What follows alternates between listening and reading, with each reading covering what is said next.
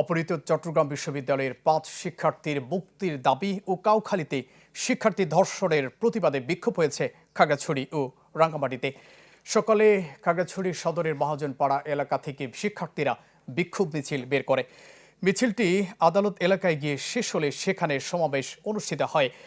সমাবেশ থেকে অবিলম্বে অপহৃত ৫ শিক্ষার্থীর মুক্তি এবং রাঙ্গামাটির কাউখালীতে ধর্ষণের ঘটনায় জড়িতদের আইনের আওতায় আনার দাবি জানানো হয়। রাঙ্গামাটিতে সকালে আদিবাসী ছাত্র সমাজের ব্যানারে বিক্ষোভ মিছিল বের করা হয়।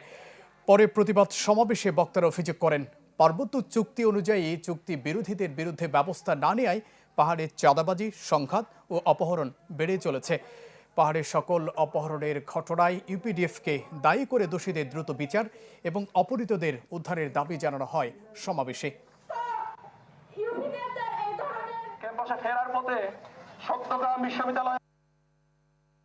আমাদের যে ৫ শিক্ষার্থী যে অপহৃত হয়েছে তাদেরকে আজকে ৫ দিনের পরে যে মুক্তি দেননি তা দ্রুত মুক্তি দিতে হবে। যদি দ্রুত মুক্তি না দেন তাহলে পার্বত্য চট্টগ্রাম সহ সারা দেশে যে আদিবাসী জনতা, ছাত্র জনতা উপযুক্ত জবাব দিতে প্রস্তুত থাকবে। আজ ৪ দিন হয়ে গেল তাজা জ্যান্ত তরুণ তরুণী নিখোঁজ, অপহরণের শিকার, কিন্তু তাদের কোন হদিস এখনো সেই নিরাপত্তা বাহিনী আমাদেরকে দিতে পারেনি।